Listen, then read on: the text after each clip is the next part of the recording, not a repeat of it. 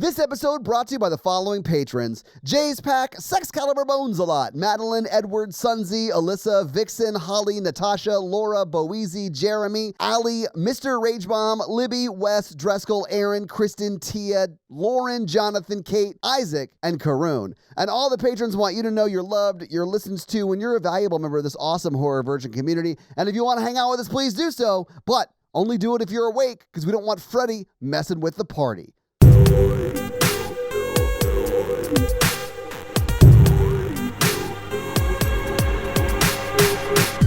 Okay, are you ready? I wrote this joke. Watch out. Hey, guys, everyone back up. Oh, no. Give Mikey room. He wrote this joke, guys. Give him room. Give him room. I'm guessing that this movie thinks that life begins at inception, but like the movie Inception.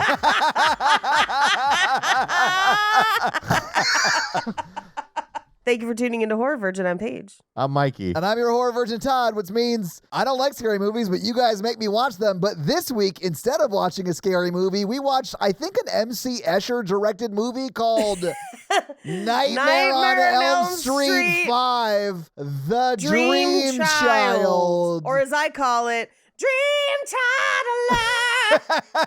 I just realized we didn't do a second laugh line, but fuck it, I'll figure it out in We post. can do one now because I also did not write anything else for the episode. So here we go. I thought I'd come out strong and then just, that'd be it. And then just sit on my ass the rest of the time. So was this the first time either of you had seen this movie before? Yes. I think I've seen this when I was younger. They all kind of blur together. That's fair. After about 10 years. And this movie's like old. This movie, the fifth in the franchise, came out in 1989, baby. So like, here's the thing. Whew. The 90s ones I remember being the weakest ones. What? Yeah, the one after this is the most hated, which is wild. Well, that and the reboot. Here's what I loved about this film. Tell me everything. This film said, fuck it. Yes. Created rules of this franchise, throw them out. They were just like, what if Freddy just showed up while I was diving or at dinner? And I was like, don't they have to fall asleep first? No. And then the characters would be like, I guess she fell asleep diving or at dinner. And I was like, did they? They weren't even tired. They're all narcoleptics and didn't know it. Like, this is their first bout with narcolepsy. I was like, what's happening? But then they tried to explain it with the whole, it's the baby dreaming, which then sent me down a terrifying Google rabbit hole that I will share with you later in this episode, I assume. No, I don't love the possible implications of that sentence, Paige. I am happy to share them with you because it's a little bit of column A and a little bit of column B. You know what I'm saying? Yeah. I also love that, like, when this film was made, ultrasounds were like a very invasive procedure. Like, you don't need we don't do that unless it's an emergency. And nowadays they go like every 3 weeks to get an ultrasound until like the baby's born, it feels like. Yeah, pretty much. If you have friends with kids, they're always like, here's the new ultrasound. I was like, cool, that's great. It could also be just expensive. You know, maybe she don't got insurance. She's still a minor. She has plenty of insurance. That assumes that her dad has insurance. Like, being a minor doesn't just automatically give you insurance. It does in our state. You automatically get on TennCare if you are a minor in Tennessee. Thank you. But when did that start? Well, back in the 80s, things weren't as bad. I'm sure you could be fine. Yeah, that's probably fair. It was like $40 for an ultrasound or whatever. That's probably true. Yeah, I don't know. Yeah, I'm not sure. This movie would have been being made around the time my mom was getting ultrasounds of me. So Wow. And also, this movie, the ultrasound, that was a bit too high. Isn't it lower than the belly button? He puts it on the belly button. Like, You can angle it. yeah, you can. And now the thing is smaller and they move it around. But also the thing that he uses for an ultrasound looks like the cricket press, which I know is only for my crafters out there. Okay. Tell me about cricket press. Tell me about crickets. Oh yeah, Mikey, you love to know about crickets. Okay, so we need to catch the listeners up that weren't at the live show because Mikey ate a shit ton of crickets when we were in LA. Mikey got fucking trashed and ate like 20 crickets. The video is on my Instagram post. It is. And I can tell that I may have had too many because I danced glance through much of the video as I'm eating. You do. You're like, yes, I'm so excited to eat bugs. At M Randolph 24, if you want to watch Mikey chair dancing while eating crickets. For free. For you. Well, not for free. We paid for tickets to the events. Actually, it cost us a lot for you to eat those crickets. No, I'm talking about for the listeners. Oh, yeah, it's Oh, free to them. yeah. No, for sure. I was gonna say it cost us a lot, but I'm pretty sure we got our money's worth. Fuck yes. All because our new sponsor, Cricket Mobile. Cricket Mobile. Holy shit. If that had been an ad, oh my God. Oh, what a wonderful drop. So subversive. So funny. Cricket Mobile, reach out to me. I will eat crickets live on air for your cell phone service if the money's right. Mikey, you got to specify that they're like seasoned crickets and stuff. Oh, cooked. They got to be cooked. Yeah. Also, I would never cheat on Ryan Reynolds. Mint Mobile's where it's at, baby. How dare you? I would never. Mint Mobile forever. Okay, so a cricket crafter. So Cricket is a company that makes... this is where this started. I forgot that's what we were talking about. You asked me to explain what it was. Yeah. Welcome back to Paige's Crafting Corner. Welcome back to my crafting corner. So it cuts vinyl sheets and like a number of other things, and it's computerized. So you can like send it a picture from your computer, it cuts it, and then you take that vinyl and you iron it onto stuff. Like it does a bunch of other things, but that's like its main thing, right? Well, they were like, what if you have something that's pretty big and it's going to take a while to iron it with a regular iron? So they made just this giant square of iron, basically. So it's like you just pick it up and set it down on whatever you're ironing, and then you put it back. And it looks exactly like the ultrasound in this movie. So like an upside down hibachi grill? Kind of. It's the top of a George Foreman grill? Yeah, it's like the top of a George Foreman. Are you crafting or making the best paninis ever, Paige?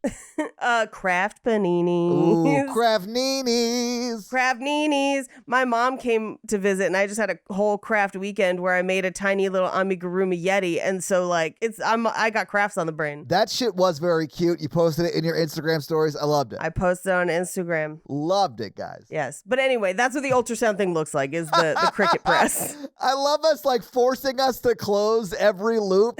Feels like the end of Inception when he's coming out of it. Like I'm like, okay, go. Okay, we ended that bit. Now we got to go back to that bit we were doing and then end that. Oh God. And then in the back you just hear they're like, no, yeah, no, so no, Greta. It's just Leonardo DiCaprio falling down in slow motion into a bathtub full of water. That was in that movie, right? I think you mean, let's talk about the best bit of this film. What? People falling down an umbilical cord into a baby. There's that, but also this movie is conservatively 30 minutes of people just running down hallways like this. This is a visual bit. You guys can't see it, but she's like looking around her room like she's crazy. You couldn't see it. She's going left and then right wildly, Left, but also right. not fast. Left, right. Just dramatically. But also, if you saw the movie, you know exactly what we're talking about. And one character gets aha'd. Let's talk about him. Oh, it actually happens a few times. And every time it happened, I literally went... I was so happy. He's like, I'm going to become my favorite superhero. I'm beautiful and bad. His powers are, he has a gun. He has guns. And I was like, bro, Freddy becomes Superman. You pulled a gun on a dude. Like, It was bringing a Punisher to the Avengers fight. I'm sorry that his comics are more grounded in reality. yeah. I'm sorry that he's just a Swedish band falling into a comic to fall in love with a girl.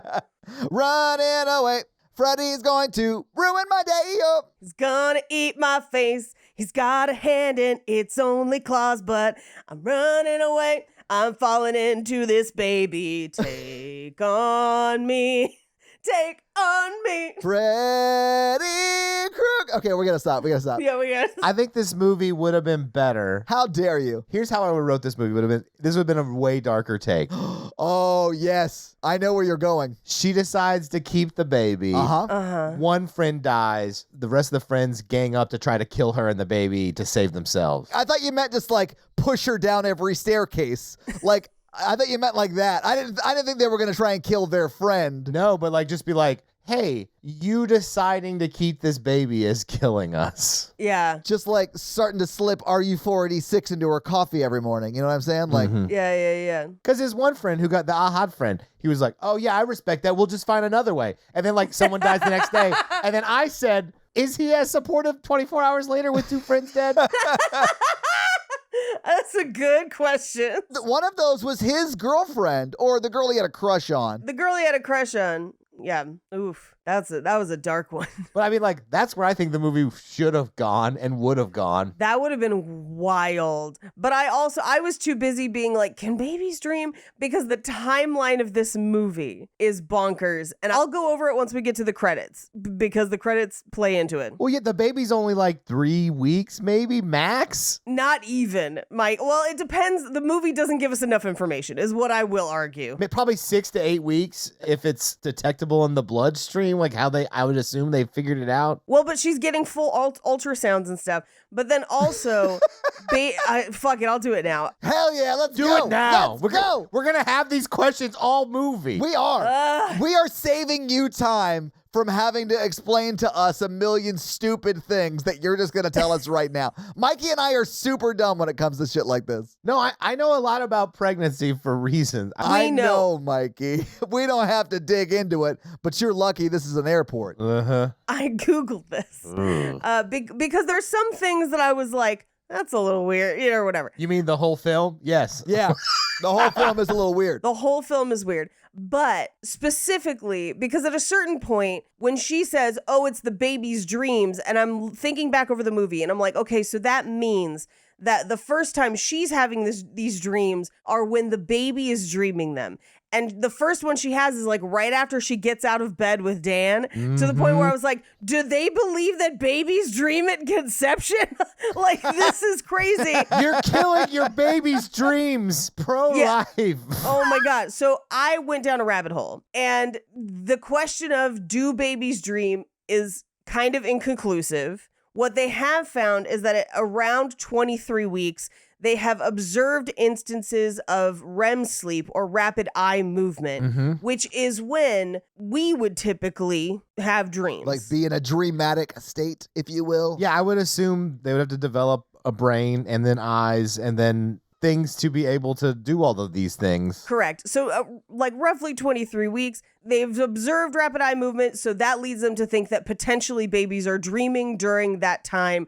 But because they have almost no external stimuli, they think that if they have any dreams, it is just kind of nebulous about what they are feeling being inside their mother. That's what they think. I'll tell you what I'm feeling being inside their mother. Great. Their mother? Mother. Mother. But 23 weeks is like second trimester. Yeah. So she'd be probably showing. At no point in this movie does she show. Half an hour into this movie, she finds out that she is pregnant, which would lead us to believe, unless she is just not keeping track of her cycle, that she is somewhere between 8 to 12 weeks max. I think it's less because I think the credits pause it. Well, it can't be less because they wouldn't be able to detect it less. Oh, I know. The movie doesn't make any sense. I'm just saying the credits show you the inception. That's the sex. I mean, I think that's what I think so. Has a zygote killed as many people as this baby? Thoughts? Because, and this is what's crazy, because the credits show what would be implied to be the sex act that starts this. Yes. And then her immediately having one of those dreams. But that's impossible because even if that is the sex act that helped conceive, implantation takes time. So like it wouldn't even be that day. The people who wrote this just have no idea. It has no brains. The first 24 hours, you're like 14 cells. Well, but not only that, and that's 14 hours when it's like sperm has met egg and then implanted, which could be days later. But in this movie, they have sex literally the next day is graduation. Yeah. Like, if we are following the timeline of this film, that baby is 4 days old. That baby is 4 days since conception. It's not old anything. It's pre-old. It's pre-old. The fetus is 4 days in, I guess. But in the dream world, it is 14. Yeah, well, it's like 10 or 11. Like, that kid is, Anyway, I loved it because this movie is absolute nonsense in the best way. It's wild. I also loved it, but I didn't love it as much as Dream Warriors, which I realized, like, Dream Wars is still the best. yeah, But Dream Warriors is the peak of the franchise. You can't compare it to Dream Warriors. I agree. Is this the same actress who played Julie before or what?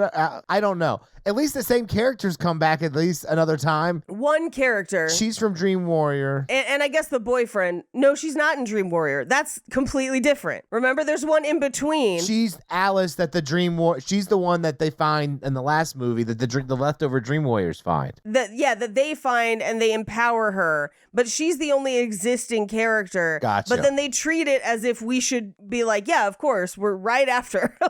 And you're like, I don't know. Yeah, it took me. I was like, I forgot about the whole thing. Yeah. That's not important. But I do know that Freddy was a little less goofy this time, which was surprising. But the whole thing was. That's just because he's written bad. Because he has 1.5 million one-liners that are not one-liners. Yeah. Like, they are not punchlines. They are just facts. They're just him saying, bitch. Yeah, bitch. Which- Love it. Man, when he's talking to his mom at the very beginning and she's like, I'm going to stop you. And he's like, never going to happen, bitch. I was like, God, Yeah. that's your mom, Freddy. That's your mom. What's my favorite word? Bitch. It's like he's played by Too Short in this movie. I totally forgot that the whole backstory from Dream Warrior was that like Freddy's conceived from like 100 different serial killers. But that's a retcon because like that's never brought in until the movie right before this one. Okay. That's the first time we ever hear about that. I thought in Dream Warriors that the ghost of his mom shows up too. No, that's 4. 4 is the one with the ghost of his mom. All of these movies run together, and I love that. They do run together. 4 is the one with the ghost of his mom, and it basically could have been 4. Not much changes between the two. It's just a different set of names that die. Except the baby concept. Yeah, it's a different set of names that die plus the baby. Yeah. They just had these friends fall asleep doing everything. Well, that's the thing. They're not. It's the baby's dream. They're Yeah. getting sucked into the baby's Ah. Let me close the loop on Alice because she was played by Lisa Wilcott, and she was first Alice in Nightmare on Elm Street 4, The Dream Master, and then she reprises the role in this movie, but does not return to the franchise after this. dream. Yeah, well, none of the characters do. Yeah. I think we have the really bad one and then New Nightmare, which is pretty good. Yeah. Yeah, I honestly, I haven't seen it, so I don't know, but we will get there, I am sure. Yes. I do like the pacing where it just starts bonkers. No, Mikey. I hate it. The pacing of this movie is terrible. This movie is impossible to tell when the dream starts and stops. This movie is 70% dreams and 30% plot. It is 15 minutes of plot. Just like my book. The one you're writing or reading. Mikey's writing. arithmetic? What are you saying, Mikey? I'm writing it, but also reading it back. You know? Okay, got it. I cannot wait to read / and or hear that. Yeah. So do you guys want to go through this movie scene by scene? Sure, for as much as they are scenes. Oh, I know. Everything feels like a fever dream in this movie, and I was here for it. Yeah, so we open on roughly 10.5 minutes of credits in a 90-minute film. It was infuriating, Paige. You know I was, like, livid. I know you hate it. I mean, at least it was a sex scene. You can barely tell it's a sex scene. Like, it's, like, shot terribly. It's all shoulders and stomachs. Oh, I kind of like that. Little old fashioned, like, oh, what are they doing? You know what I'm saying? Nice shoulders. Yeah, I did enjoy the parts of it that I could identify as shoulders, but then there were other parts I was like, I don't know what that is. And then at one point there was a foot and I was like, kinky. And then it was like jaw lines and I was like, who is this? And then it kept going. I love that the only thing Paige said kinky to was the foot. We all heard it. And we all heard it. Yep. Clearly, she is hiding a foot thing from the community, and I think it's time she made a statement about it. Paige, to you. They're like the furthest point from the shoulders. Why would I be in defeat? They're also the most tentacle-like, I suppose. I think tongues are more tentacle-like. Just putting it out there. And we wish you'd stop putting your tongue out there, Paige. Like, it's a lot. Please, keep it in your mouth. It's not my fault it has suckers. Anyway, a lot of shoulders and stomachs. A lot of credits, a lot of names. I was like, there's no way literally everyone who helped in the production of this movie does not get a front credit screen. That looks like it was written in crayon, like scary, scary crayon. 100% was just blue crayon on like a dry erase board. Creepy. Think about erasing it. It's scary. Ooh. Anyway, the credits end. She gets out of bed and goes to take a shower, where we do get a gratuitous shot of boobies because this is a nightmare film. It's actually, this is going to sound insane. It's a little classier than other movies Sure. in the franchise because it's behind that like opaque on some level Shower door. door, right? So you can see enough. Yeah. But like it's not nearly like what you usually get in these kinds of movies. Yeah, tell me more. Nope. Signs of the times, man. Anyway, the drain starts bubbling and like brown stuff is coming out, which I would have assumed was sewer water and immediately gotten out of the shower. Same. But I mean, she was like locked in. She couldn't get out because she does try eventually. But I'll agree, when I see brown water coming out of the like drain, I don't want to like stick my hand in it and be like, oh, what's that? Or whatever. I'm going to be like, oh, that's shit. I'm getting out of the shower. It's definitely shit. Oh man, I shit the shower again. Again. Have you ever shit a shower, Mikey?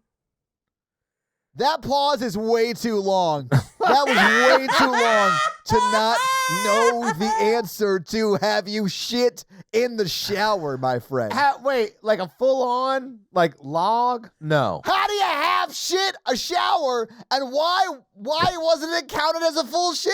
Because sometimes a little bit comes out if you go fart too hard. Do you then just like waffle stomp it down the drain? No, then you throw up in the shower. And then you're ashamed. Mikey, this sounds like his voice page. Did you hear it? He's got real remorse there. Like this happened. Then you go to therapy and then you like just throw bleach in the shower and then you cry and you mix the bleach with your tears to get the perfect cleaning solution cleans up your shame real nice. Oh, I don't think I have as an adult. As a child, I'm sure I of crapped in course. the bathtub because kids do all the time. But as an adult, I can't say that I recall having done that. Where is the child line of it is acceptable to still be shitting in the tub and like no longer acceptable to be shitting in the tub? Like, where's that line? I think the line is once you're considered old enough to bathe on your own where you just won't drown, it's no longer acceptable. Okay. Y'all have never just had like a little shart in the shower or anything? No. Mikey, no. Can't say that I did. Not where poop came out. I have gotten out of the shower to go poop because I thought something like that was going to happen. Those are the worst poops too. Yeah, they're really bad. That honestly, this is not even a joke. Most people that die in bathrooms die running from a shower or bath to the toilet and they slip and hit their head. Like that is the most dangerous of transfers. All I'm saying is shit where you are in the bathroom. Don't risk your life. Oh, wow. So now you're pro. Okay. I've never done it personally, Mikey, but I think it's your shower. You can shit wherever you want. Flip flop. I just think I'm more honest than you two. And that's fine. That's fine. I'm vulnerable. I'm being vulnerable. I told you I've gotten out of the shower to go poop. I have just never shit in the shower that I can recall. Not full on. Just like a tiny amount. And then Not I'm even like, a oh, tiny shit. amount. Time to get out. But also that doesn't happen to me very often. Where like a tiny amount comes out? You don't poop? I don't understand. No. Like, yeah. Oh, you got a lot of fiber in your diet. I got solid poops. That's good for you. That is good because for me, I'm like, once it gets to the entrance, I kind of know if it's going to be good or bad. And if I think I'm going to chance it, I find a toilet. Never trust a fart. Exactly. We are talking into a very public microphone, I will remind you. And we're talking about like consistencies on which we're willing to risk it, you know? Hey, I'm saying I don't risk it. I watched 3 kids get eaten by a fetus down a hole. So, like, that's the movie part. And that was the power Freddy gave him. Yeah. Loved it. No notes. And Freddy's a child molester, so there's just like a lot of like weird, unsaid stuff happening. Well, with the whole son of 100 maniacs thing, they almost like retcon some of the and also in the beginning he's a child killer, not necessarily a child molester, although I would say those things usually go hand in hand. Unfortunately, yeah. Well, when the nerd gets the book of Freddy stuff, molestation is a word on one of the articles that he shows her. Mm-hmm. Oh, is it? I didn't see that. Mm-hmm. Yeah.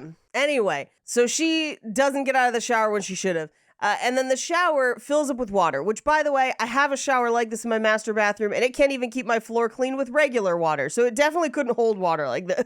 It was a dream. Yeah, it was a dream. Yeah. She got Captain Ron. I've Does still that not happen seen in that movie? Oh my God. I can't I'm sorry. I can't do this. Jake watched it recently, but it was while I was recording, so. They are in the boat and a rag gets stuck in the drain and they're trying to have sour sex in like a cruise size shower. Are you just obsessed with boats now? Oh, wait till later in this episode when he starts making down Periscope references, Paige. That was like, this is the down under the docks, under the boardwalk show that you watched. No, Captain Ron is not a luxury liner. He is just a captain for sale. Sail, S-A-I-L.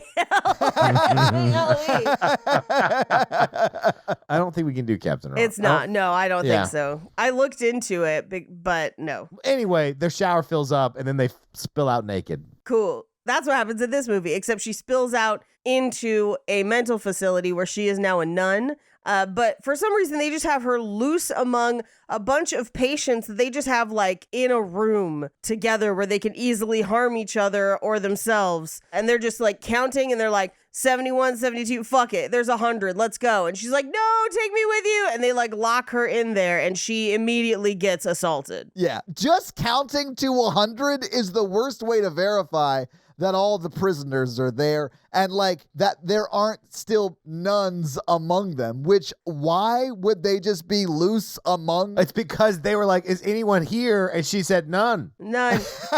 So what you're saying is it's on her, like she shouldn't have said none. Well, she saw that the teacher from Urban Legend was there, so maybe she should have gotten out faster. Is this what the band is based off of? Thousand Maniacs or whatever that band is? Is that a band? I don't know. I thought that was 10,000 Maniacs. Oh, that's 10 times worse than what Freddy's mom went through. 10 times worse. like Hitler level. I also, she gets brutally attacked. Yes. And I hate that the movie uses that as like a recurring plot point. I really do. It's so off-putting. I was like, are we really bringing this back as like a major point of this film? Yeah. And yes, they are. And it's just disturbing. Yeah. Yeah. And it's like not done well and like, ugh. It's bad. I don't like it. It's my least favorite part of the film. Yeah, but it does have the teacher from Urban Legend in it, so that's kind of cool. He's actually in a lot of this movie, you'll find, Paige. Yeah, like a little Easter egg.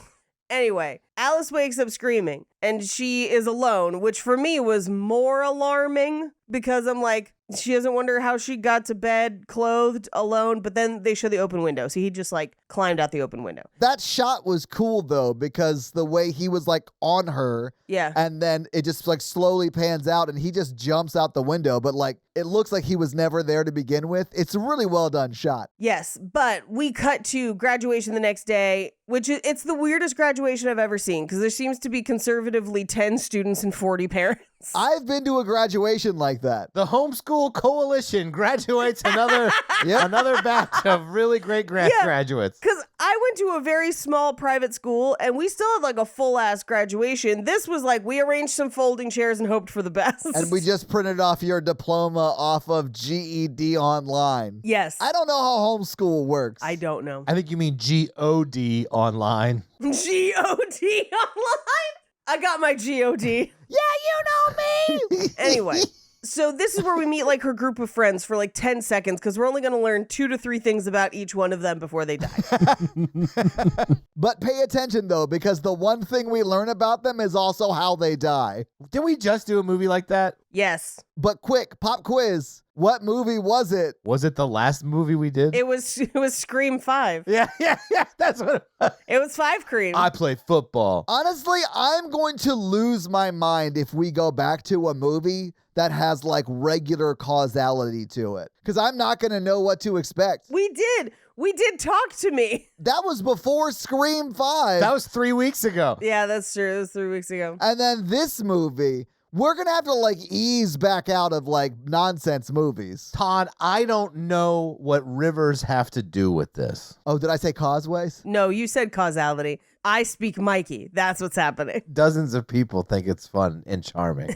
Just like the dozens of people about to die in this film. So we meet her pretty skinny friend whose mom is convincing her to have an eating disorder. Greta is her name because you hear her mom yelling it at her. We meet Yvonne, who is her friend who is both a competitive Olympic hopeful diver, but also works nights as a candy striper in the hospital. You know, for plot reasons. Yeah.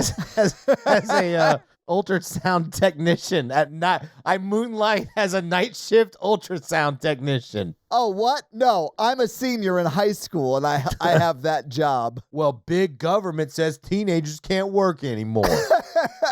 Then we have Mark, who is their friend who is wearing like such questionable clothes. Like he is wearing what the spin doctors could only dream of later. How dare you? With a vest, a very patterned vest with like Boy Scout patches on it, but it's not a Boy Scout vest, and crazy hair. And he is super into comics. They were just like, what's the weirdest guy we could make? That guy. And they made my friend Lee, who loves skateboards and comic books. Oh, geez. I was like, I love this guy. Yeah, well, he kind of looks like Max Headroom. Well, it's because the hair, yeah. A little bit, but he's also wearing, I would say that his clothing teeters very closely to the edge of cultural appropriation, where more than once in this movie I was like, is that a dashiki? And it's not, but it's close. Oh, his vest? No, the things he's wearing under the vest. There's a couple scenes where he walks by and you're like, what the fuck? Like, what is... Every time he walked on, I was like, oh, yeah, it's the 80s. Like, I had to say that to myself. Yeah. I had to remind myself. Early 90s is what he comes off as. Yeah, he does, yeah. Yeah, I mean, this is on the cusp of all of that. He walked off the set of PCU into this movie. I get that, Mikey. Paige, you never see PCU? No. Is that a romantic one? You would hate it. And Mikey, I think it might be. What is this? PCU? Yeah. I'm going to file that away. Jeremy Piven as a college student, and he's full on bald. He is bald. It's not a romance. It's classified as an American comedy film akin to Animal House. Okay. Anyway, then we have Dan, her boyfriend, who is just Attractive. generically hot. I get it. I would have let Dan crawl in and out of my window all night. Let's go. I have so much to say about Dan's death sequence. Like, so much to say. You gotta wait till we get there, but yes, it is fucking nuts. It is crazy on many levels. Every one of them are nuts, and I cannot wait to go through it with you guys. His is the most. We'll get there. His is the most because it like works back on itself the Yeah, most he times. Inceptions it. Okay, we have. I gotta stop. This is what I'm most excited to talk about. Oh, really? Anyway, so at graduation, Dan gives her tickets to Paris, and he's like, we're going to go to Paris for the summer. And she's like, oh my God, that's amazing. But I also don't see my dad at my graduation because if you recall from the last movie, he had a bit of a drinking problem, but it seems like he's gotten help, and he does in fact show up, and they do take pictures, and that's very nice. I mean, he seems like on the up and up this whole film. Yeah. He seems like he turned his life around. He's very supportive. Yeah. He became a friend of Bill or whatever. You know, he's working a plan. Friend of Bill. Isn't that what it is? I don't know, but yes, it's an AA term, I think. Bill something started AA. Oh, okay. Yeah, William Wilson founded AA. Being a friend of Bill is like, it's like a clue that you're like in AA. I always think of friend of as like friend of Dorothy. That's the one I'm more familiar with. Well, okay, so I think it's sort of based on that because it's a way to like ask somebody if they're in AA without outing them publicly, right? Get around the Yeah. stigma, yeah. And I do sort of think Friend of Dorothy started that way, but for a different purpose, right? Well, hearing this now, I'm guessing friend of Dorothy was meant to be as a play on that. Or vice versa. I'm not sure. AA, I would imagine, coined that phrase. Well, I don't know. I guess I couldn't 100. Well, AA is from like 1898 or something, maybe, or 1920. It's pretty early, and I think it predates Wizard of Oz, potentially, which is the only reason I would think that would potentially predate. 1935. So around the same time. Yeah. Around the same time. Who knows? Oh, 5 years before Wizard of Oz. Okay, so then that one is first. Okay, so this checks out. So she tells Dan that she had a weird dream last night and it was about Freddy, and she was like, not exactly, but I wasn't in control. It was really weird. I don't know what's going on. And he's like, well, don't worry about it. We'll check in on this later. So his parents grab him for a photo shoot thing for graduation, and he's talking to this coach who's going to have him like play football next year, but none of that matters because we already know the most about him, which means he's going to die first. Yes. I mean, he dies like immediately, guys. Immediately, because Alice, after graduation, was like, I have to go work a shift at the diner from the last movie. Yeah. Because we did go to that diner briefly in the last movie, which is wild that she still works there. Man, I don't remember the last one. It is not very memorable, much like this one. Not very memorable. So she's on her way to work. She sees the kids in the park playing and singing the Freddy song. So she follows one of them into the dark woods, which again, bitch, why? I would never follow them. I would run away. Yeah. Also, the optics. Like, you don't want to Don't chase follow children kids into the into the woods. woods. Yeah. Also a very good point, Mikey. Thank you. Yeah. But she ends up at the tower and she's following the nun, which we know now is Amanda Kruger. Yeah. And she follows her. There's like a giant evil demon pram, which again, a pram versus a stroller. Stroller is one that you sit up in. Pram is one you lay down in, although there are strollers that you lay down in. But this is definitely a pram. So at the end of this movie, does she turn that pram into a stroller because he sits down in it? Well, again, so strollers can be sit down or lay down. Prams are only lay down. Okay. So it's always a pram, but it does skewer him, which is nice, I guess. Yeah, it becomes a prain-bulator. Yeah. I was trying to say pain-bulator, but it just, yeah. A prain-bulator. A prain-bulator. So we then cut to her on a stretcher, seemingly living through Amanda giving birth, but then she has like an out-of-body experience where she's watching Amanda give birth, and it's this whole thing, and Amanda gives birth, and they're like, it's fucked up, but it's a God's creature, so we have to be nice to it, and she's like, no, but then it turns out to be baby Freddy, who like runs around and chases her and growls. Yeah, he has the head of an adult and is already evil, but the body of a tadpole. Well, and already burned, and I'm like, this movie treats Freddy's skin as if he was born with it. I was like, no, that's from him being burned for attacking children. Maybe it's Maybelline. It's not a burn. I was born this way. I'm so glad we're finally talking about my favorite part of the movie, where they're chasing around a minutes-old Freddy with an adult head who looks like he's a burn victim. This thing was hilarious to me. I was like, Ally McBeal, is that you? Freddy's just like, you can't see this if you're listening, but she's I'm doing the baby dancing baby yeah. dance. Yeah. Yeah. R.I.P. Aaliyah. The dancing baby. Mm-hmm. R.I.P. dancing baby. Dancing Freddy. That baby married with 3 kids now. Yeah. And loves the movie PCU, Paige. Whatever. I heard that baby was almost cast in Urban Legend, but then they went with Robert Englund instead. I'm only saying this because Urban Legend was on the other day. I know, that was literally Horror Virgin's 2nd episode, and I am the only person who survived. Right. So, like, we should revisit some of those early ones. Yeah, maybe. Jennifer's Body. That's the one I want to revisit. No one ever lets me talk about the movie, and I love it so much. I'd love to revisit. Anyway, they run around for longer than a baby should be able to. Oh, you mean because it's a baby and a baby can't even really crawl? Yeah. Like, it's a baby-ass baby, like straight out the womb baby. Baby horses come out and they can run around. That is true. Maybe he's part horse. Well, his voice sounds like it. Bitch. Da-da-da. Nay. Hey.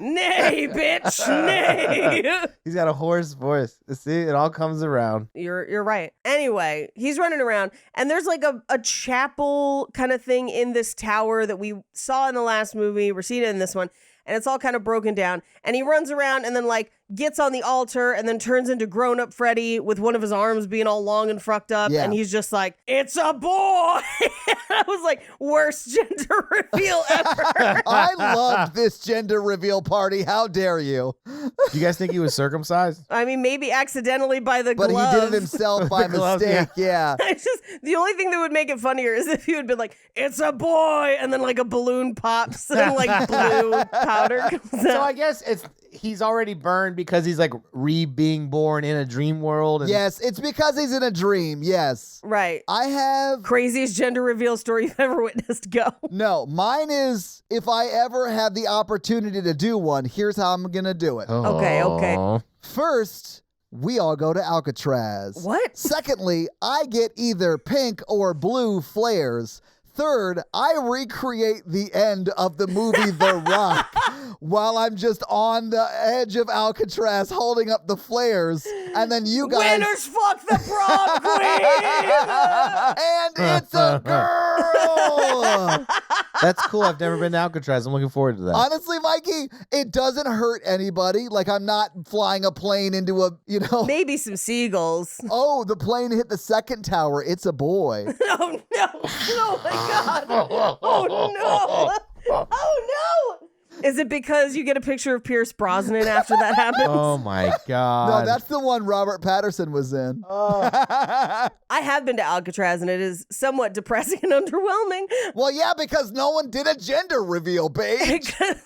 That's what it needs. They're not very popular in California because they keep starting wildfires. Oh, I know. It's a thing. Yeah. I also, it's weird. It's strange. I honestly think gender reveals are very strange. I don't need to be like, here are the genitals my child might have. I just think maybe it should be a special moment between you and your partner and your doctor, maybe. Or I am a huge fan of people just not finding out and then just being like, take whatevs. That's not practical for me. Yeah. I fully support your right not to find out, but I'm gonna need to find out. I don't know that I would tell anybody. I've had like 3 or 4 friends that didn't find out and it's been fine. And I'm like, that sounds kind of fun. Oh, so for me, I would want to like paint the room a certain color and shit like that. People who don't know the sex, it's like, tell me you don't have anxiety without telling me you don't have anxiety. Yeah, no, for sure. Tell me you're well adjusted. Yeah. Let me say that's not a thing I have anxiety about. Does that make sense? Yeah. Sure. Where it would not matter which, because I would love it regardless, so it doesn't matter. I don't know. If it started killing us one by one, I might be a little less supportive. I might, then maybe I'd look into it.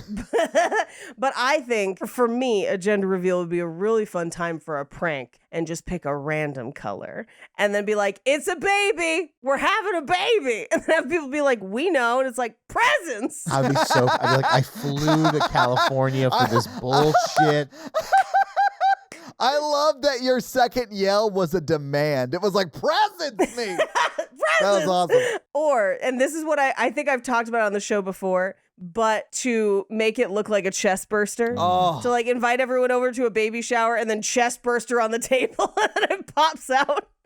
I think that'd be fun. That's a fun bit you could do whether you're pregnant or not. Oh, that's true. Yeah. Any spaghetti night could be a regretty night if you chest burster on the table.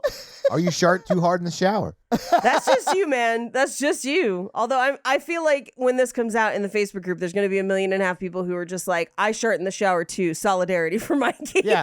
I'm just here to represent you, the little guy. In your shower. And the who littler came guy out that of you left in the while shower. you gambled on a fart while soaking wet. I'm sorry, friend. In Mikey's defense, at least it would be clean almost immediately because you're like in the shower. Yeah. There are way worse places to shart. What is a shower if not a giant bidet? I honestly hate how coherently that was said. Like, you fucking nailed it, and I was not ready for you to have nailed it. None of us were ready. I was like, there's no joke there for me to make because that's just so accurate. That's too accurate. Anyway, so it's grown up Freddy. It's a boy.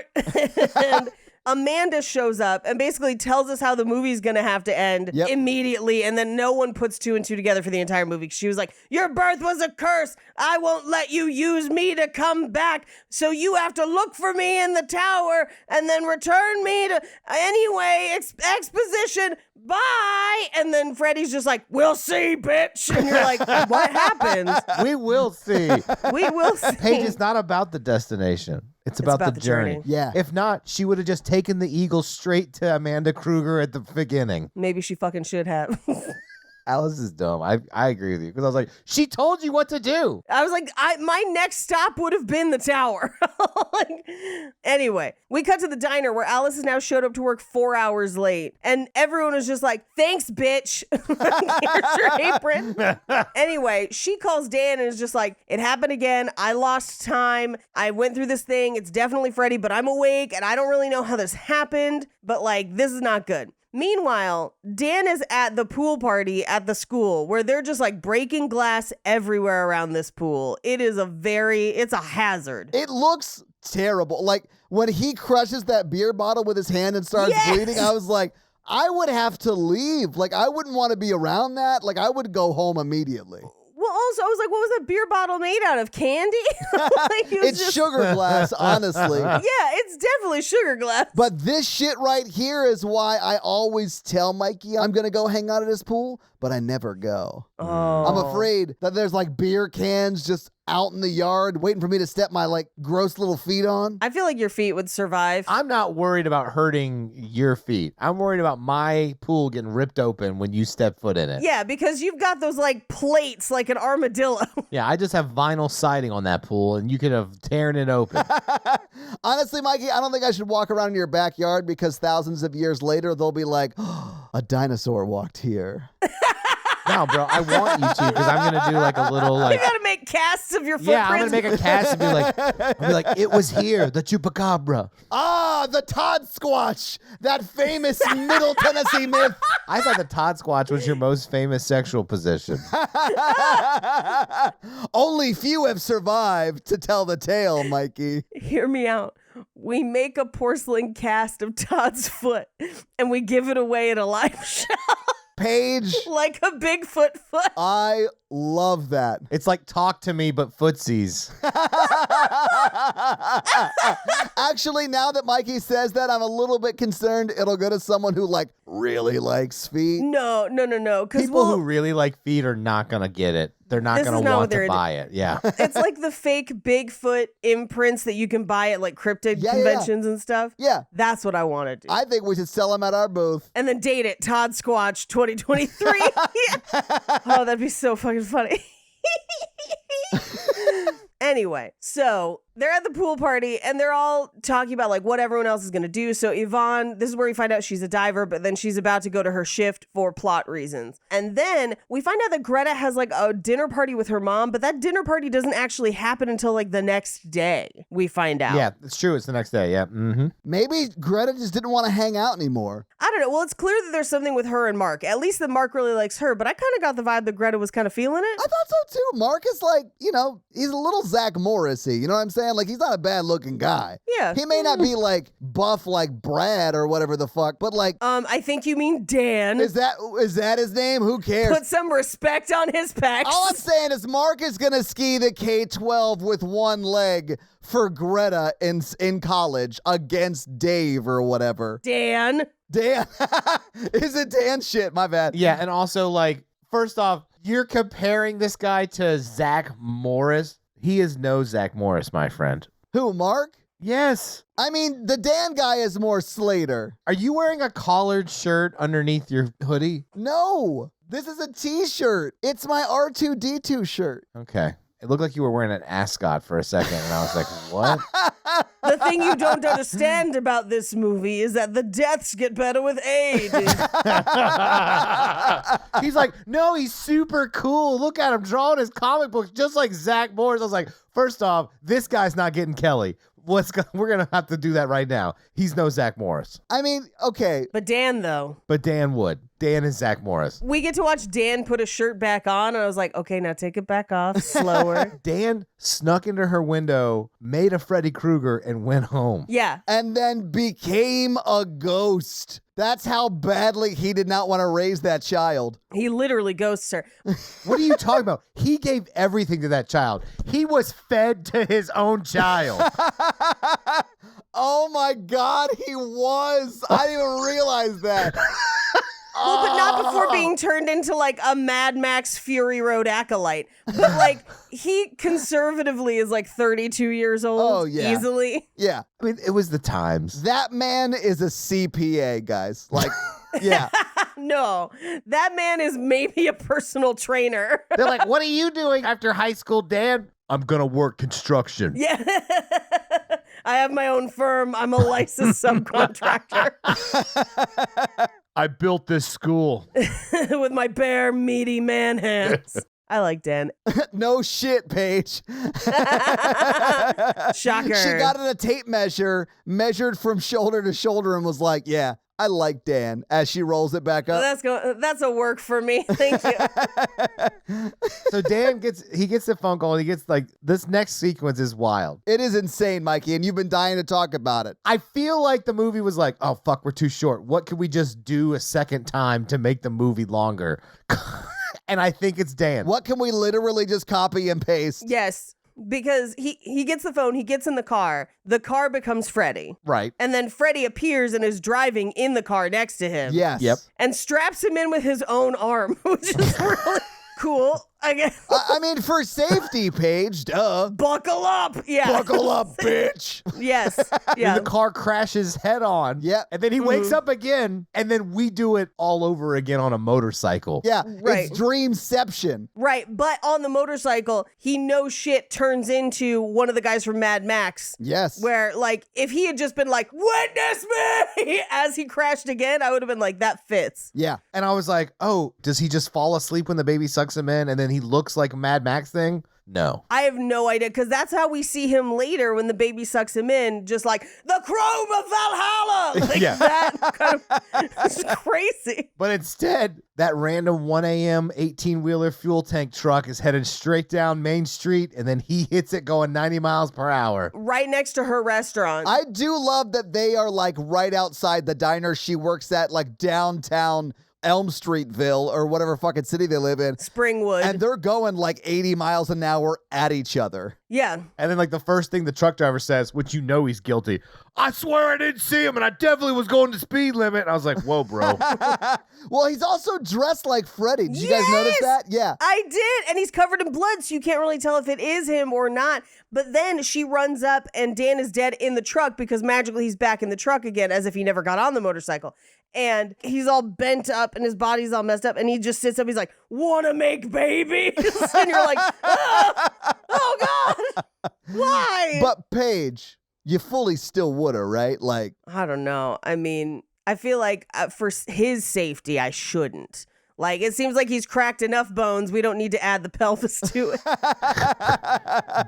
Dislocated shoulders are even bigger than regular ones. Hey. ooh, let me help you with that swelling. Ooh. I got some swelling for you.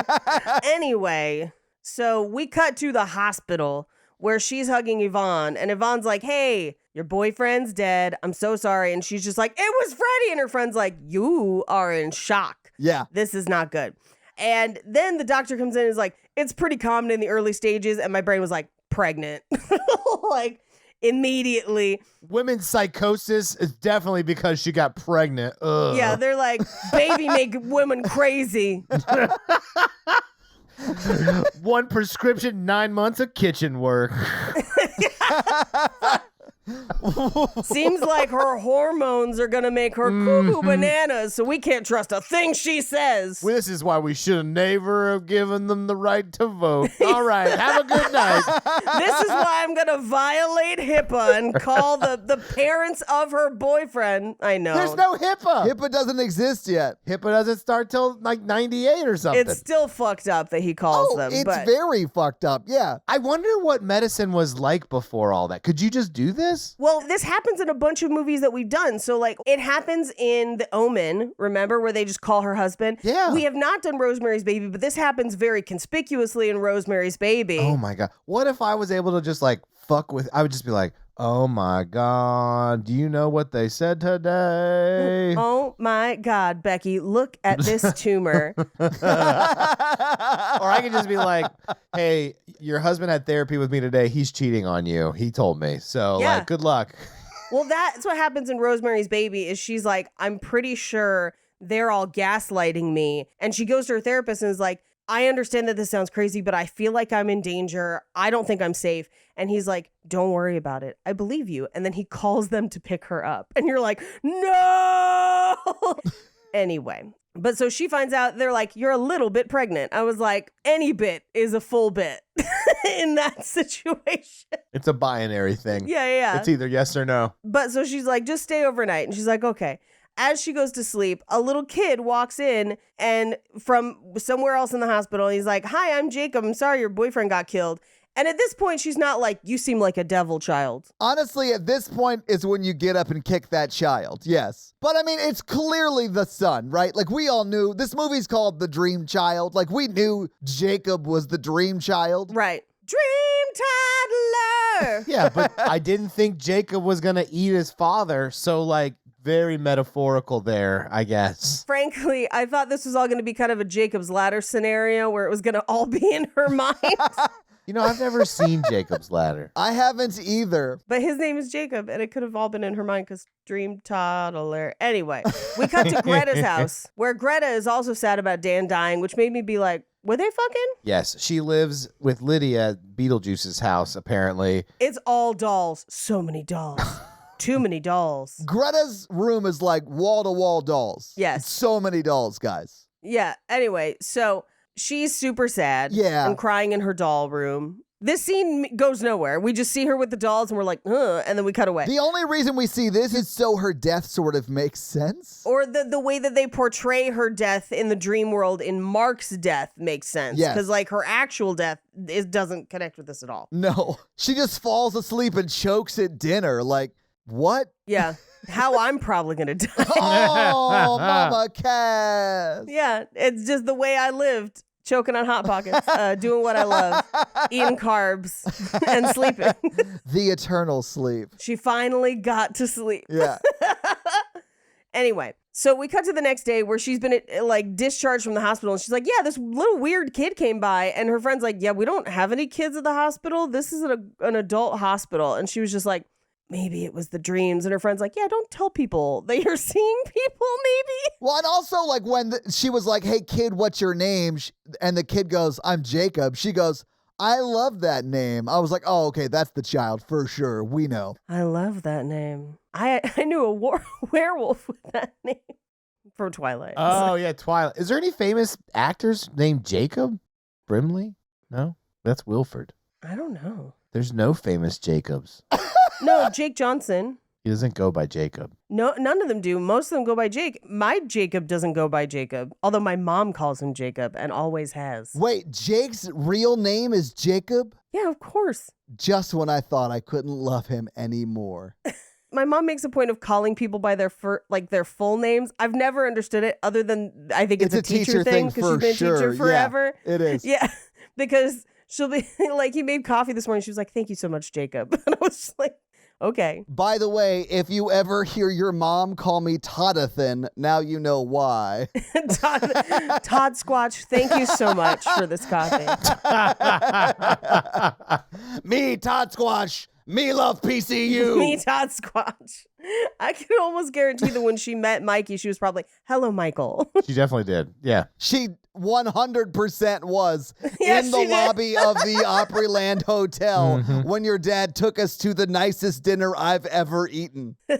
Yeah, my dad will aggressively call everyone by nicknames. My mom calls full names, so they just meet in the middle somehow. I love it. It's about balance. Yeah. Anyway, she assembles all her friends and does the exposition dump of walking around the room being like, so the nuns ran this asylum and then she got assaulted. So then he keeps killing through their dreams, but then somehow he used her to unlock it and there's a baby and everything. And they still haven't figured out the baby's dream, but like this is what she's walking around lecturing things on. But I mean, I don't think we can blame them for not realizing baby's dream because she's aggressively 2.5 hours pregnant. She like that is an unrealistic thing to believe this early in the pregnancy. If the movie was accurate, she would have been pregnant for some time, basically before the movie started. Sure, yeah. She might have been. And she might not have known. Like, there are hey, there's a whole TLC show of people who didn't know. What's that called? I didn't know I was pregnant. Aptly named. Oh, so they don't have like a clever name? No. I do love that TLC is like, fuck humor, all facts, let's go. That's how we title our shows. My husband was a surprise baby where his mom did not know. And then he was born premature and they had to rush to the hospital and survived to grow as large as he is today. And he's the kind of large that when he hugs you, you feel like the earth is hugging you. It's like that kind of hug. Wow. Yeah. I was like, are you Jacob or are you Captain Planet? What am I getting lost in right now? And you can catch all that and more on my new show, Pull Out Game Week. See, that would be a much better name for Pregnant and Didn't Know It or whatever the fuck the TLC show is called. It's just Pull Out Game Week. Well, here's the thing about that TLC show, because I used to watch it all the time because I was fascinated. I was like, how? How do you not know? And most of the time, it's because people were either on a medication that either made them not have periods or irregular periods, so they did not notice. Sure. Or they have PCOS or something like that that could also cause irregular periods. Yeah. So it's not that people were just like clueless. It's like there's a medical reason why they might not have the typical signs and symptoms until it was too late. And every episode, for the most part, everyone ends up happy and healthy and born and loved and everything. And I was like, I feel like this probably happens more than this show is displaying, and it doesn't always turn out great, which is very sad, I'm For sure, yeah. But in the show, they're always just like, and then they cut to a playground where they're like, and now she's 5. And you're like, hooray! Like, yay!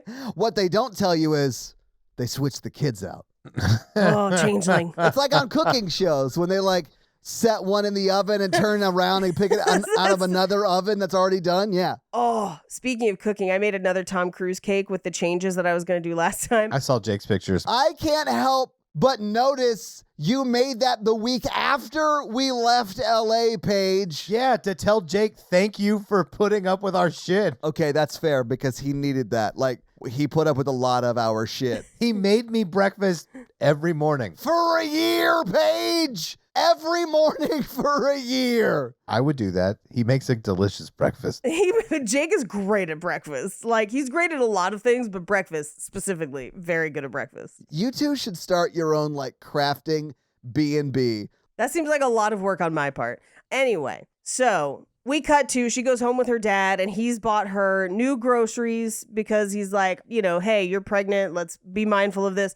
And also he's like, I hope it's a boy because I would love to hear a little boy playing in this house again. Because if you'll remember, her brother was killed in the last film. Yeah, I was like, too soon, Dad. Your son just died. That boy's name? Jacob.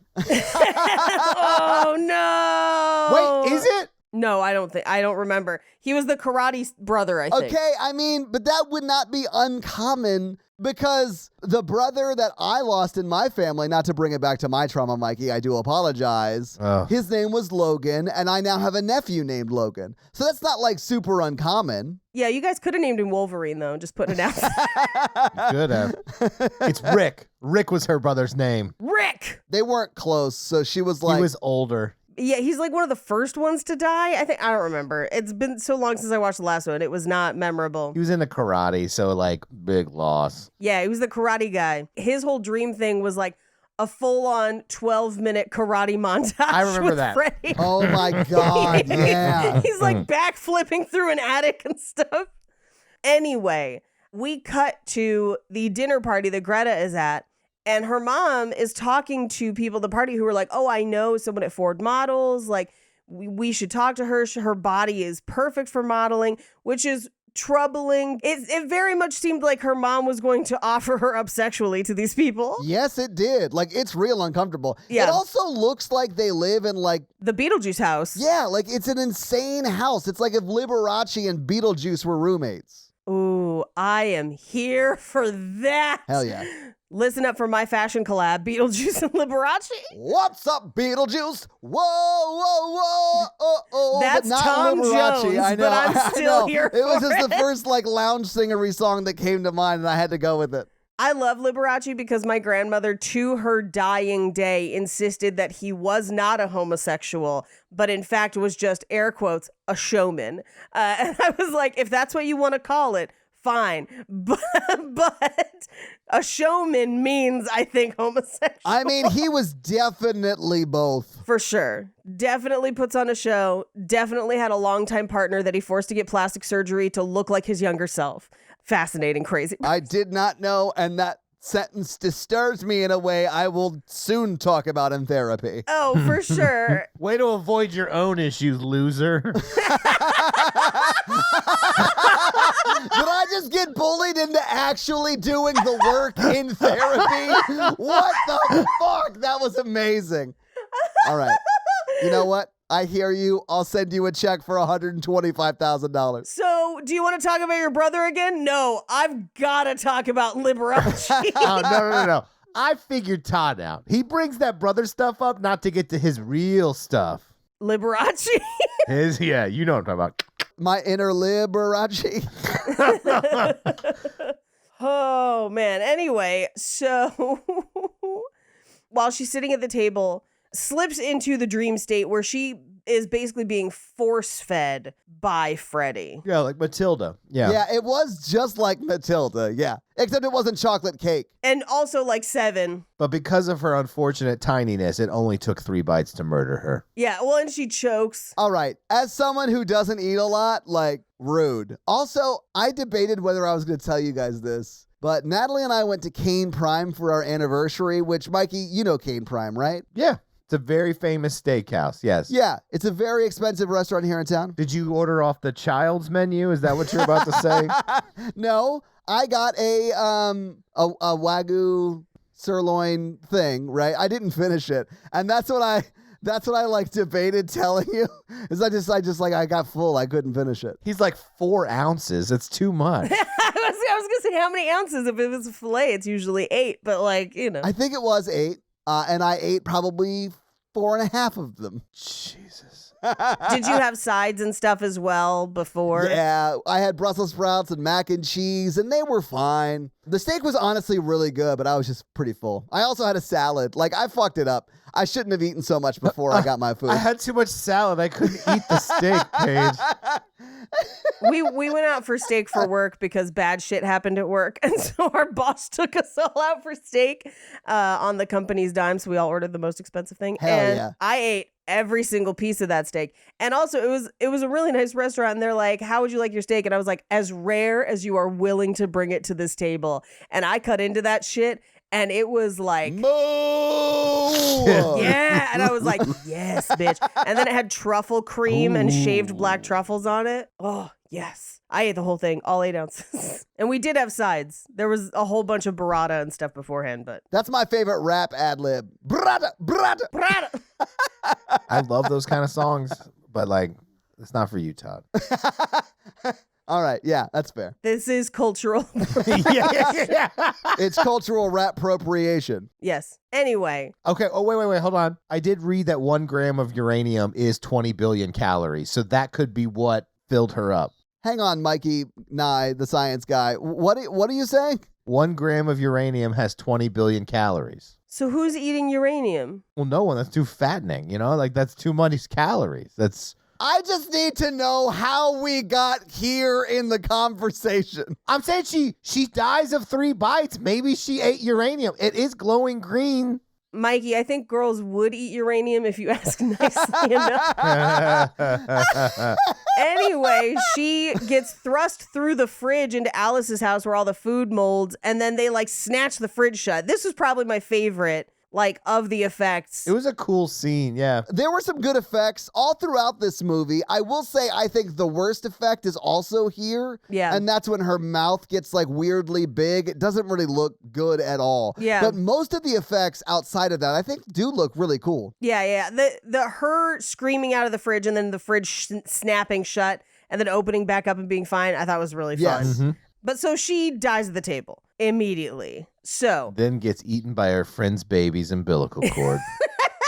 she falls down the baby tube and she sloops down the baby tube. The best part is like that whole gig, I was like, oh my God, they're going straight to hell in that like hell tunnel thing. And then I was like, oh, it's the baby. I thought it was the hell tunnel too. And then you're like, oh no, it's the baby. It's through her belly button. At this point in the movie I was like, wait, did they fall down a butthole?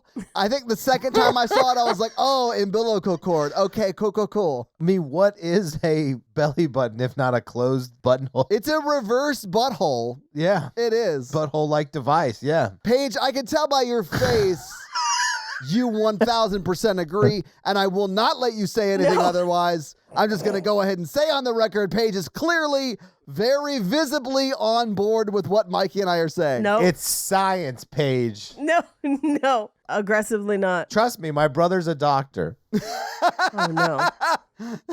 That knows about... Never mind.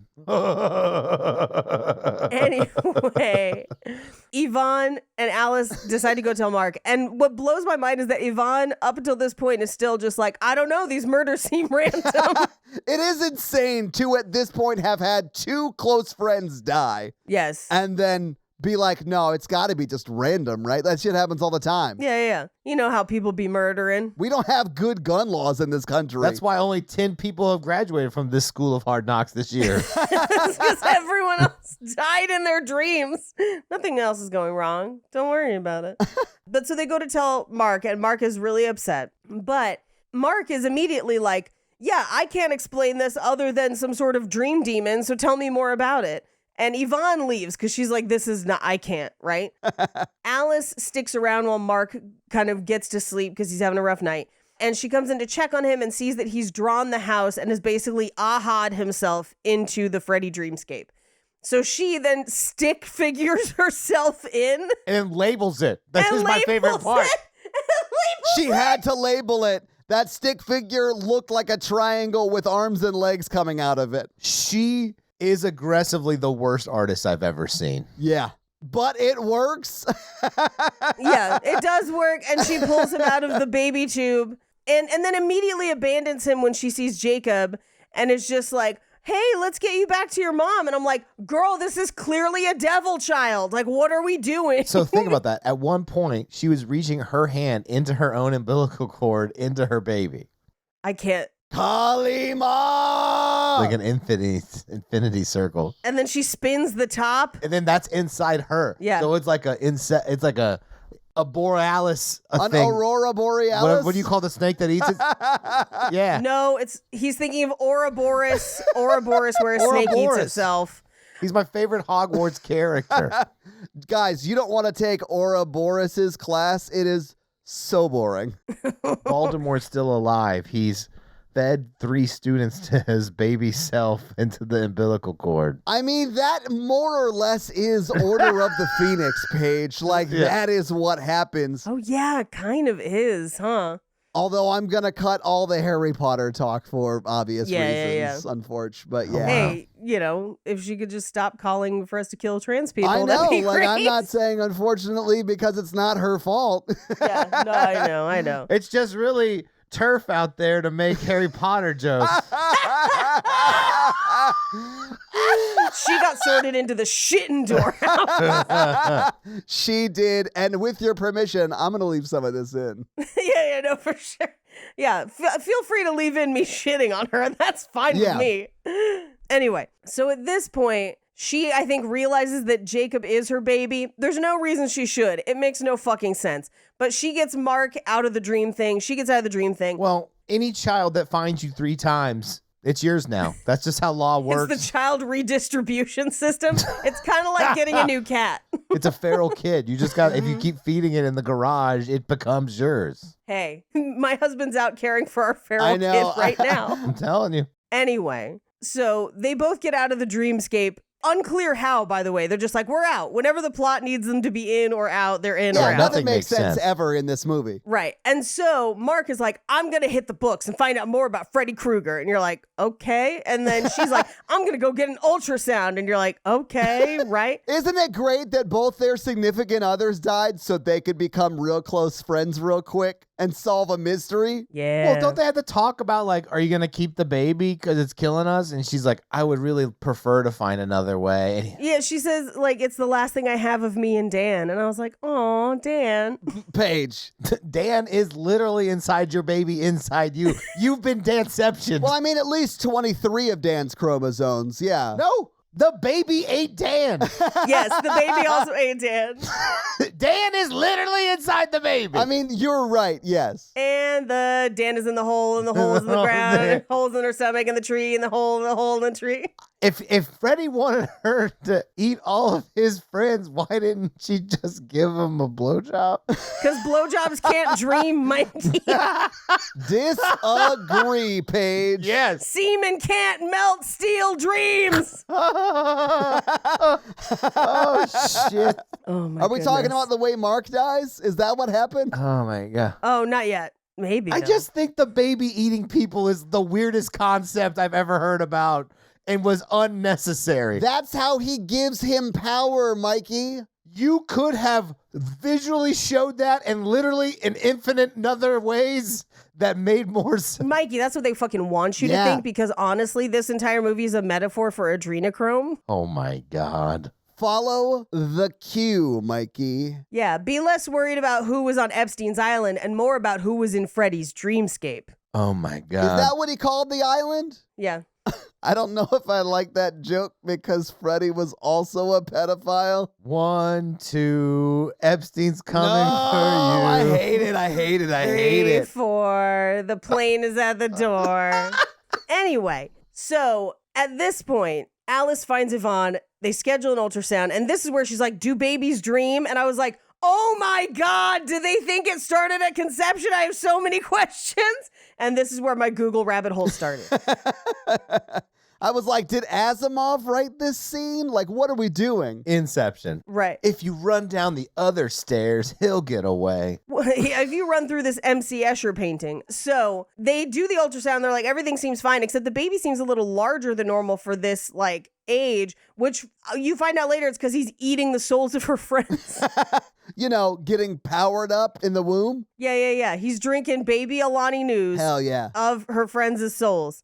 But then she falls asleep again. There's like static all over her body, and Freddy is there, and she's like looking at her floating baby inside her body, and she's just like, no, and then wakes up, and the doctor's like, what the fuck? And so she's like, I'll just go home and rest. And the doctor's like, beep, boop, beep, boop, beep. Hello, grandparents? Yeah, like, you might want to check into this. Yeah. Not good.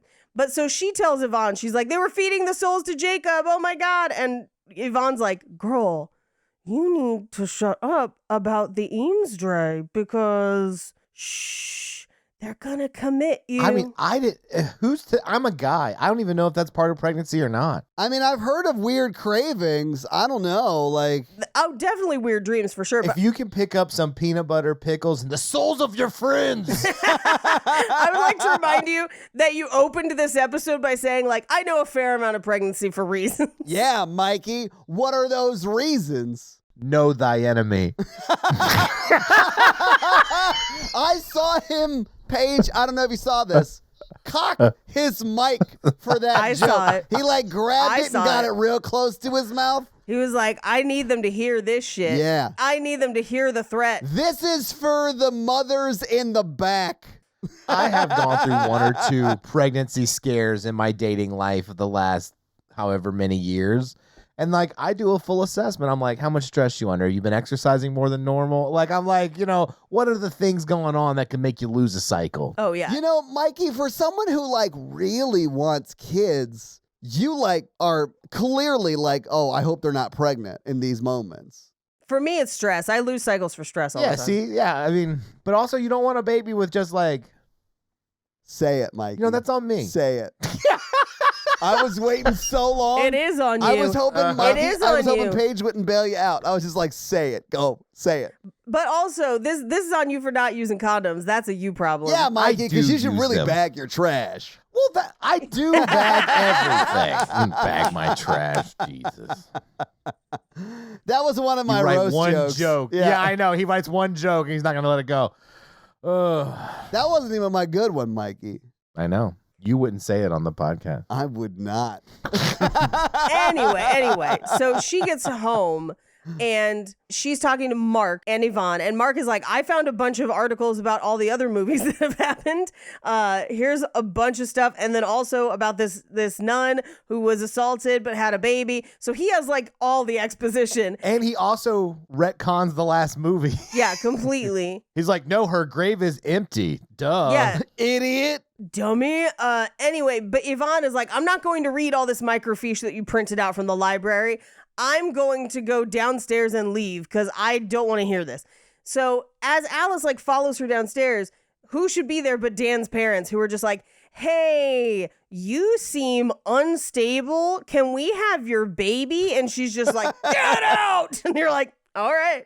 And you find out that's because the doctor called them. And I was like, that's fucked up. Well, she might technically still be a minor. It's also fucked up that they're asking to take her baby. Like, Well, here's the thing. It's like, if she's a minor, he could call her parents, Right. not their parent. Like, Right. And here's the thing. I do respect that they think they're trying to do a good thing. They are, because yeah. it is their family. They want to support. But A, this was not the fucking time. He died like 4 days ago. I know. Calm down. And B, one doctor calls them, and instead of checking in with her and being like, how are you feeling? You know, or whatever, they're just like, give us the baby. I like Grandpa who's like, I didn't really want it. And this was like a bad idea. Yeah. Anyway, so we cut to her and Mark, who are trying to figure this out. And Mark is reading aggressively a blank book. Just like Mikey. Yeah. And that's your Zach Morris? Come on, man. Anyway, she does the thing of like, stay awake and watch me while I'm asleep, which they do in every movie and never works. No one can ever stay awake when this happens. Ever. Have you ever tried to watch somebody sleep? It's boring. Well, I'm like, turn on Ancient Aliens or whatever the shit keeps me up at night. But like, why are we You stay up to Ancient Aliens? Hang on. I fucking love that shit. I'm right in the middle of a new documentary series on Netflix that interviews people who think they have encountered UFOs. Oh, I saw the preview. Woo!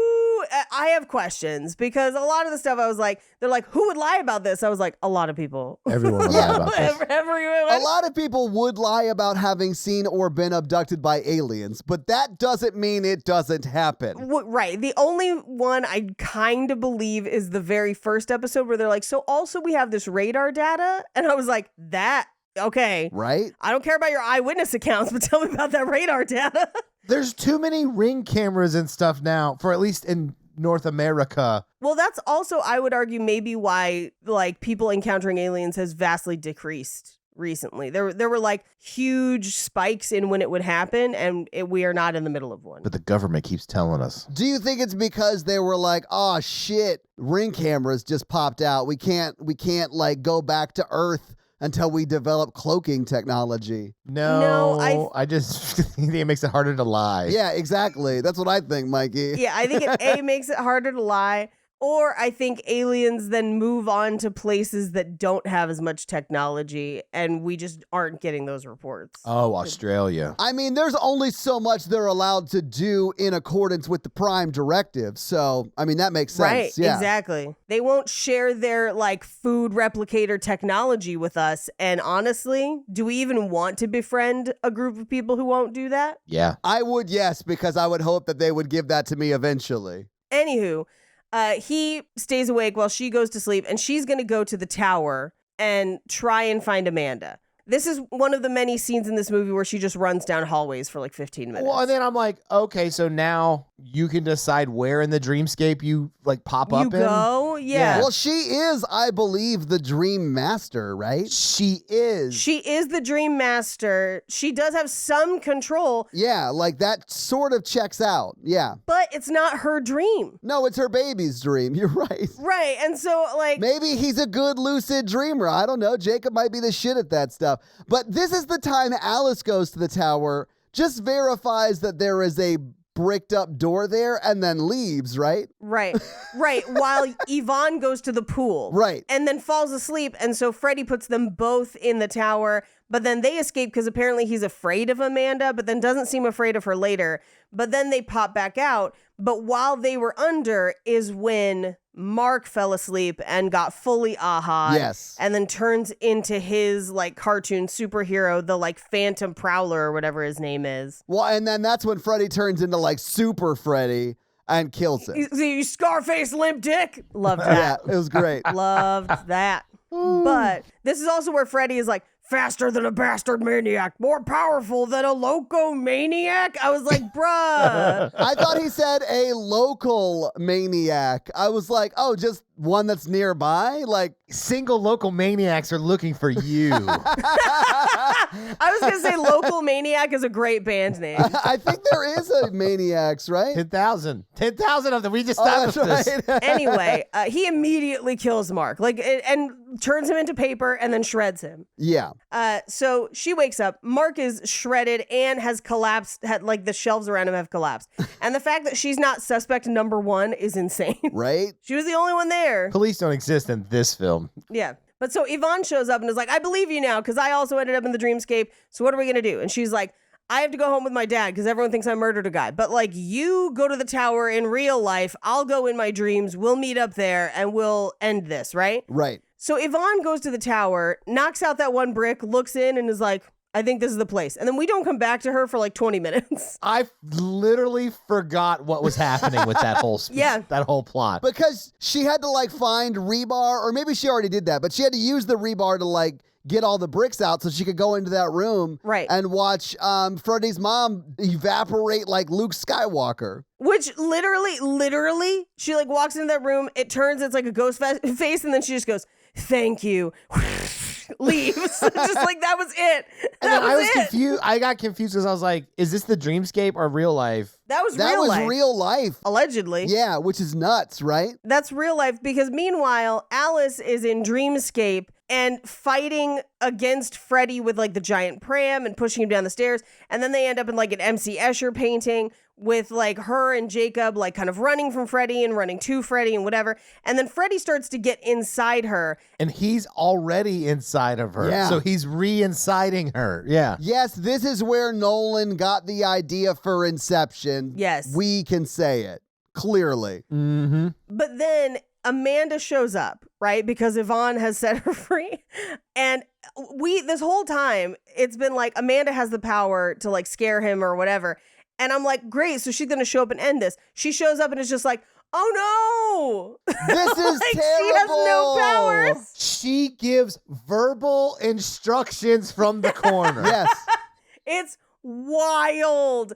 And she's like, Jacob, you have to help her now. And he's like, okay. And so he like pushes Freddy away. He like pretends to be Freddy. And she's like, use the power he gave you. And then vomits the souls of the people he fed him through the umbilical cord back at Freddy, which like blasts baby Freddy out of him. I was like, oh, they brought the puppet back. I love that. Yeah, they blast baby Freddy out of him. Baby Freddy's like, ah, and like runs away. He's doing heavy inner child work right now. Oh, yeah. Yes. Yeah.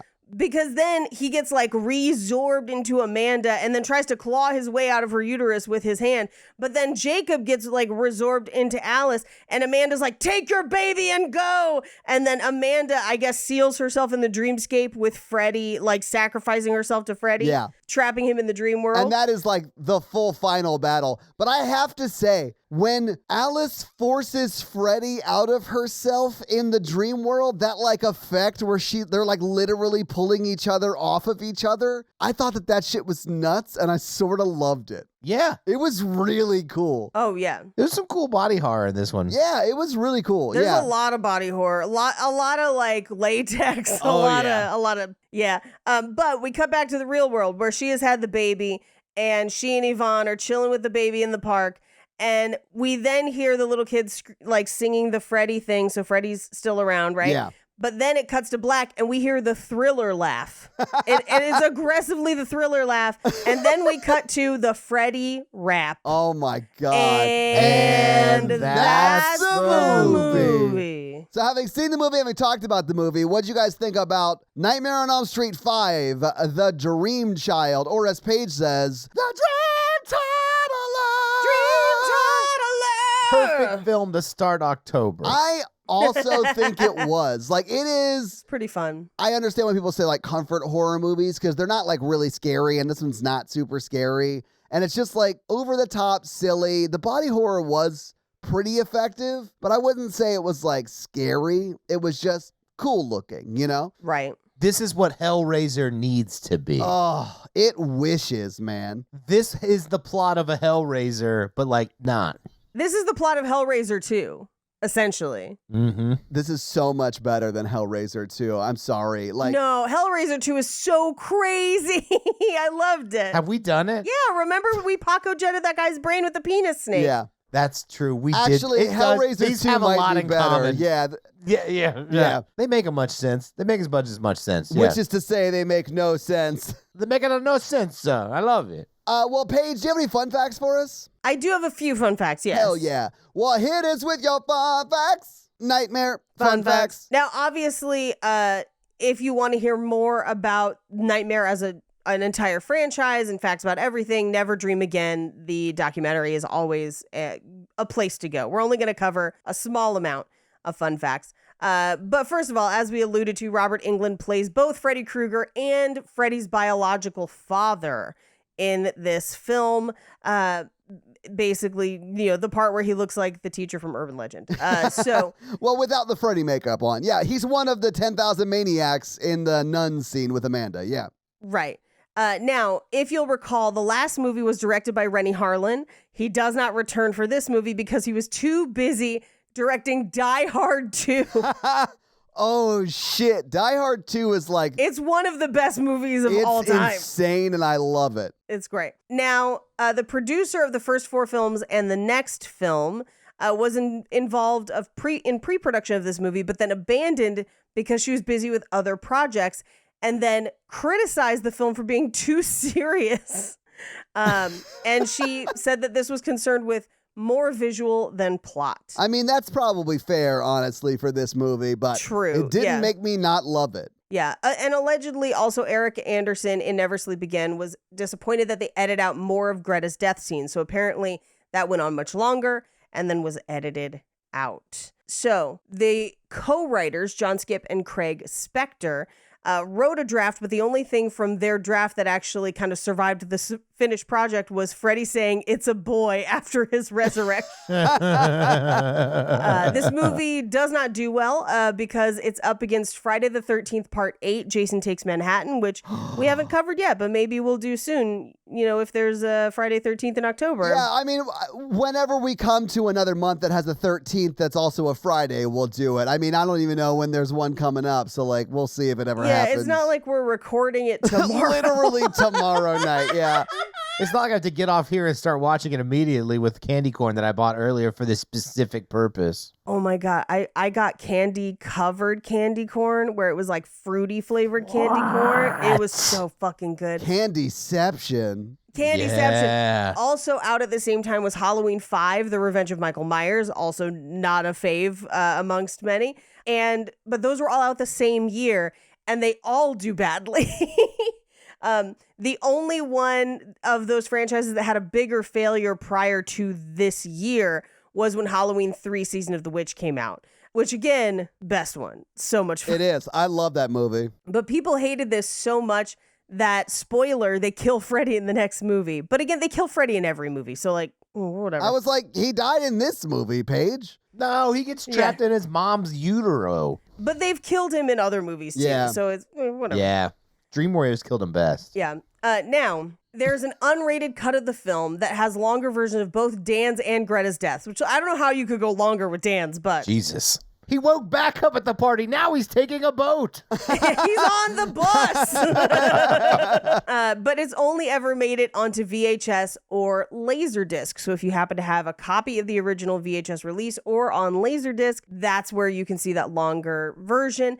The closest it got to being on DVD and Blu-ray were the snippets that they show in the Never Sleep Again documentary, because apparently there are problems with the original film masters. So if you have those original VHSs, hang on to them. Okay. Now, Leslie Boehm first pitched the idea of a Freddy baby for the first film. What? Yes. Yeah. His pitch for the first film, like when he was pitching Nightmare on Elm Street in general, his pitch included telling one of the executives who was pregnant at the time to imagine Freddy's claws tearing out of her body.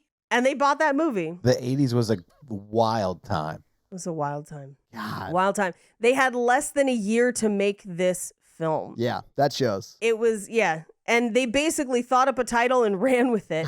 Nobody had any idea what the dream child was or why the poster had Freddy levitating a crystal ball with a fetus inside, because they had not finished the script yet. They did the poster before they finished the script. Oh my God. Now, again, this was something considered for the first film, so they had something to jump off with. Yeah. And so they brought in a story that Alice and Dan's unborn child would be taken over by Freddy, but their script was not liked by the crew, like by the producers and the other crew.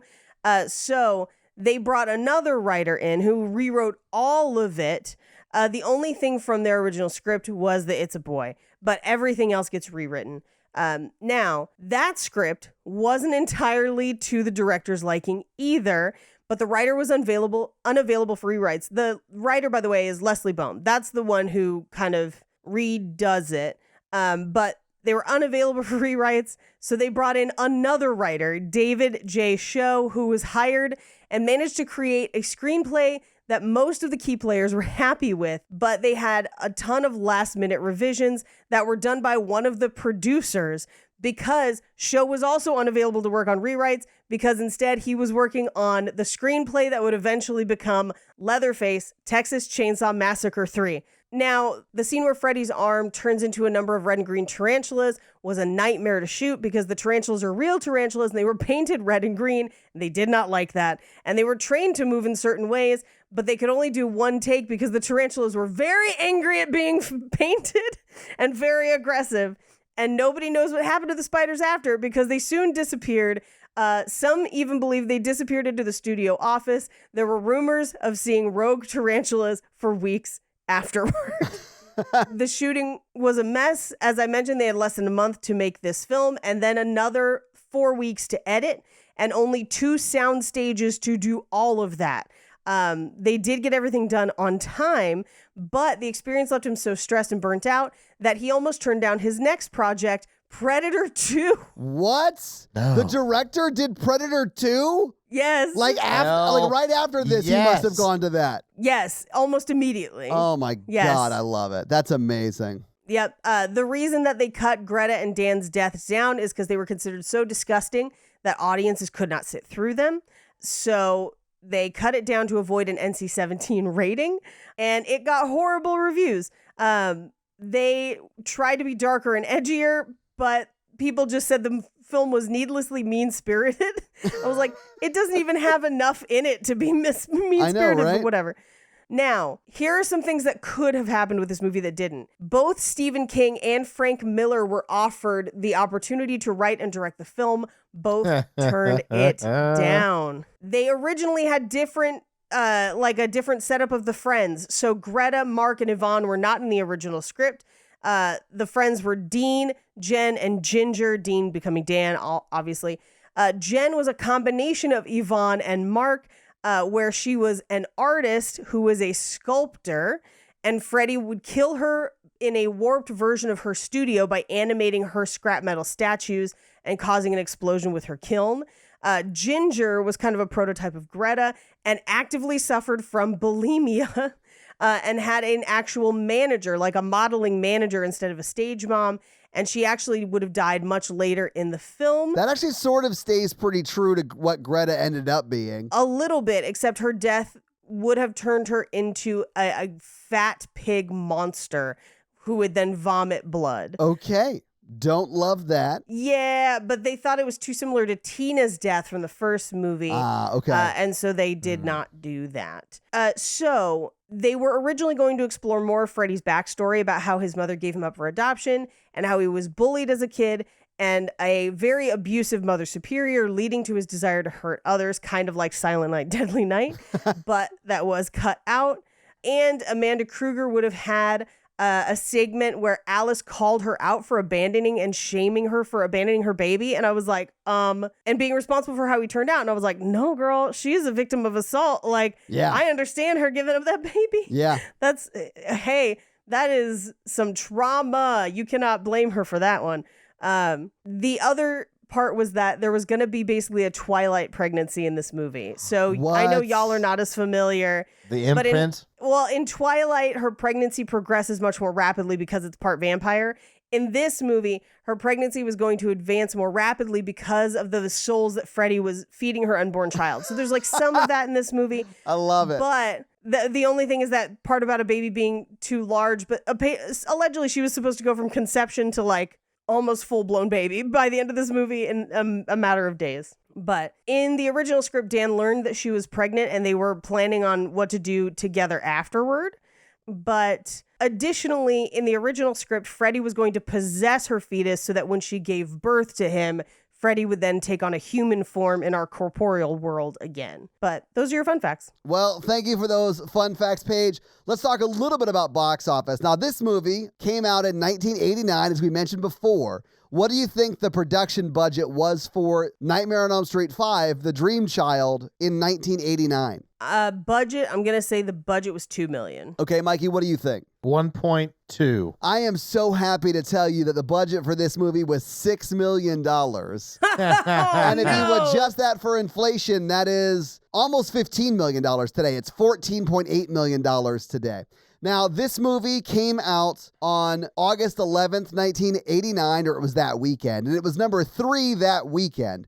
It was beat by Parenthood. The number 2 movie was a little-known movie that Mikey loves called The Abyss. Yeah. Number 3 was obviously the movie we did today, Nightmare on Elm Street 5, The Dream Child. Number 4 was Turner and Hooch, and number 5 was When Harry Met Sally. Good time for movies. What do you think this movie made in its opening weekend? I'm going to say opening weekend, it was number 3. Yep. I'm going to say it made $8 million. Okay. I'm going to say 5. Paige is almost exactly right. It's $8.1 million. It was in the theaters for, it looks like 4 weeks total. And it was never again in the top 5. But what do you think this movie brought in domestically at the box office? Which it didn't get a worldwide release. So this would be its worldwide as well. 23. Okay. 35. Paige is very close again. It was 22.1, which if you adjust for inflation would be right around $54.8 million today. But that is your box office. So Mikey, do you want to hit him with that scary scale? Yeah, our scary scale listeners, a scale of 1 to 10 of how scary a film was when we watched it today.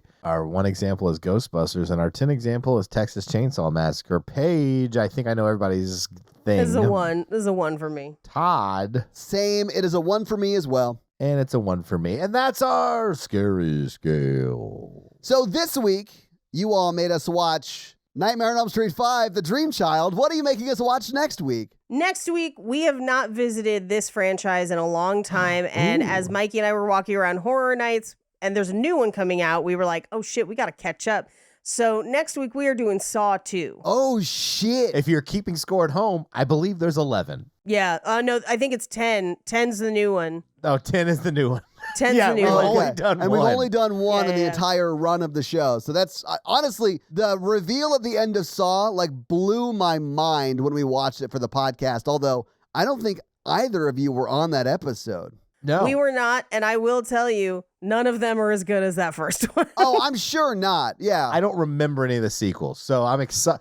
Like, if we do go down this road, it'll be fresh eyes. Nice. Well, your homework for next week is to start down that road of Saw sequels as we move into Saw 2. Take it from Saul to Scene. So, Mikey, do you have a review for us to read? Yeah, I actually picked one out, I guess, earlier. Well, whose review are you going to read this week? Damiz. What does Damiz have to say? Don't knock it till you try it. Okay, love it. I found this podcast on a whim and so thankful I found it. It's hands down one of the most entertaining movie review podcasts ever, along with Romancing the Pot. Aw. Oh. Why, thank you. The chemistry between the hosts has some serious unmatched energy. Paige is the queen with her awesome fun facts. Todd is the virgin, and it's pretty obvious. Rude. Oh, okay. Oh, this one's nice. Mikey is the reason I stuck around. Oh, Aww. now I know why you read this review. I get to do this. His background work immediately made me feel comfort and accepted, and his laugh is incredibly contagious. But I agree. overall, I love hearing the different opinions and views on my favorite genre. This podcast is 10 out of 10 and comes with a side of hilarious banter, endless jokes, and the best host ever. Thank you for all you do. 5 stars. Well, thank you so much for that 5-star review. And if you want to leave us a 5-star review, we'll have Mikey read it for you. And I'm going to go ahead and read one of our most recent Spotify comments under the Talk to Me episode. Rooksy22 says, "Don't worry, Mikey. I believe in you. You could totally destroy a Roo." Hell yeah. And a Lou. So I think there are at least one person out there who thinks you could take on a kangaroo or wants to see you fail at it. But if you want to leave us some Spotify comments, we might read them on the podcast, guys. So, guys, if you like this show but want to hear this power throuple on another movie review show about romance and romantic comedies, check out Romancing the Pod, where Mikey, Paige, and I break down and make fun of romantic movies. It's a lot of fun, guys. Check it out. If you want to follow us on social, please do. We are at Horror Virgin or online at horrorvirgin.com. If you want to follow us all individually, you can do that as well. Paige is at Paige Wesley on Twitter or Rampage Wesley everywhere else, including TikTok. Mikey is at mrandolph24 and I am at Todd J. Awesome. If you like the show so much and you want to help financially support it, please do by going to patreon.com/horrorvirgin, where you can get a lot of great levels and a lot of great stuff like bonus episodes, director's cut episodes where they're a little bit longer and you get them actually a day earlier than the regular feed drop. We do a lot of great things like listener requests and stuff like that. So guys, check out the Patreon and help support the show. If you want to financially support me, but not Todd, just look me up on Venmo. If you can't financially support the show, that's understandable. That's fine. But if you want to hang out with us on the daily, join the Facebook group at facebook.com/group/horrorvirgin. We also link it like once a week, so just find it there and join the awesome Facebook group. Literally, we're in there talking every day. It's awesome. And guys, we got a P.O. box. So if you want to send us some love letters or whatever you might send to a P.O. box, it's actually not a P.O. box. It's like a regular street address. It's pretty awesome. It's 6688 Nolensville Road, number 108-34, Brentwood, Tennessee 37027. So send us some stuff. Yeah. And if you want to check out our Twitch stream, we're at twitch.tv/Todd Awesome, where we will be playing horror video games. So if you have always wondered what it would be like to watch me get scared, you can now do that on Twitch while I play these horror games. It's twitch.tv/Todd Awesome, guys. Check it out. It's a lot of fun for you. Not a lot of fun for me. This episode was brought to you by Tia, and Tia's teenager's been like driving her crazy. So how has Tia's teenager been driving her crazy this week? She keeps eating people's souls and growing in size. Oh, do not love that. Listen, Tia, you got to knock that stuff out early. This episode also brought to you by Jonathan, and Jonathan wants me to make you guys watch a video. So I'm going to steal your screen right now and make you do just that. Here it is. It's Heart, Stairway to Heaven at the Kennedy Center honors for Led Zeppelin. So I think it's the band Heart doing Stairway to Heaven. Okay. And dude, nice. Super excited to hear this because that dude who's the lead singer of Heart, oof. I'm just joking, Paige. Paige. I do love Heart. Heart is fucking awesome. No joke. I was watching an episode of the Sunny in Philadelphia podcast, and they have like a legit argument over who's the best rock vocalist. Oh. And the guy who plays Dennis was like the lady from Heart. She has the she's fucking best amazing. voice, and she has a killer fucking voice. She is fucking amazing. Yeah. Oh, Barracuda. Yes. Fucking legendary. But also, Alone. They sing Alone, and like I know you'd be hard pressed to find people who can sing that. People attempt it at karaoke and fail all the fucking time. all the time. Oh, Heart slaps so hard. It is. Yeah, they're so good. And Alone is probably one of my favorite songs. Like Ann Wilson is insane. Yeah, It's a great song. God, she's so good. Dude, like, it's showing Led Zeppelin, like, just reacting to her singing it, and they're, like, crying and, like, clapping along, like, holy shit. Also, like, the back half of Stairway to Heaven slaps. I don't care who you are. Yeah, oh, yeah, for sure. So it's not the best song in the world. It's just a tribute. Yeah, this is just a tribute. This actually is just a tribute. Yeah, although it's the same song. Holy shit, though. I would listen to Heart cover tribute. I would, too. I need to go download a bunch of Heart after this. Sometimes when, like, Natalie and I are cooking dinner, we'll just turn on Heart and, like, we'll sing Alone while we're cooking dinner.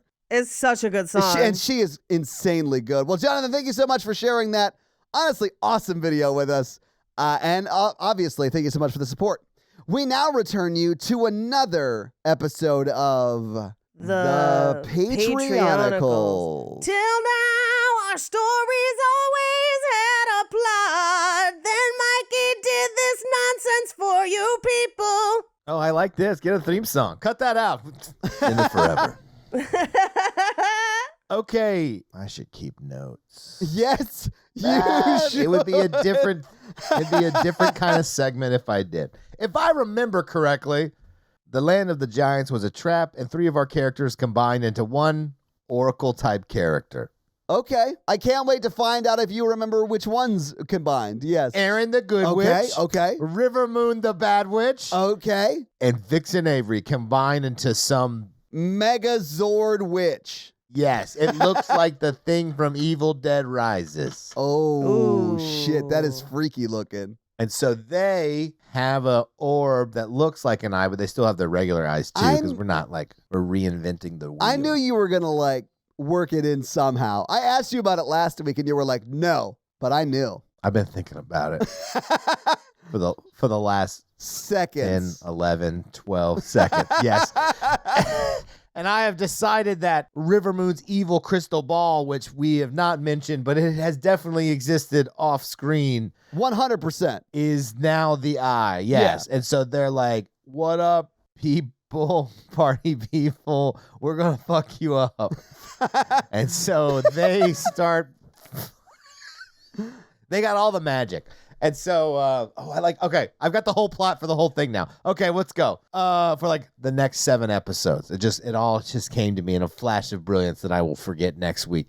They're like, so Isaac charges with he picks up Sex Caliber, and he's like, Isaac, put me in that woman of 3 people. And you're like, whoa, that's weird. But yeah, he means stab them. Let's go. And then the crystal ball lightnings Isaac, and he like falls down. Kate throws the bodies of the giants, and they incinerate them with their evil ball. Nice. And then also fuck Kate up like a magical black smoke from Lost Monster comes out of it, and then wraps around her and throws her to the ground, and she loses consciousness. Why did you say that like you were all of a sudden becoming a wrestling announcer? Is that bad? No, I think you should do the rest as Dreskel, the Iron Man suit flies, and he's using his pew, pew, pew. Like a Sentinel from the X-Men cartoon, Mikey? Yeah. Meow, meow. He knows the different sound effect for it, guys. I loved it. I did Foley work for them. They rejected it, but I did it. The big smoke monster grabs him and slams to the ground repeatedly like a toy. And then he loses consciousness as well. Oh, shit. Then everybody else is like, we got to get the fuck out of here. And so Boezy picks Allie up, who is a mermaid. And that's not really relevant for this episode, but you should know it. Jeremy with the laser eyes also grabs onto her fin and was like, take me with you. Mr. Rage Bomb's throwing fireworks to try to blind him and also jumping on the jet ski. Hell yeah. Natasha and Karoon are like, where's our fucking children? Is that still a plot going on? Yes, it is. And they're like, yes, the children are revealed to all be in a cage behind them with other giants and, guarding their prison. Yes, it's all coming together. And Natasha and Karoon, they are knocked unconscious by the black smoke monster and put into the same prison as their children. Oh, no. Well, at least they're reunited. Yes. Sunzi, the AI robot that is turned into a Tin Man, that is only quality I have is that it annoys the rest of the characters, is with James Airy.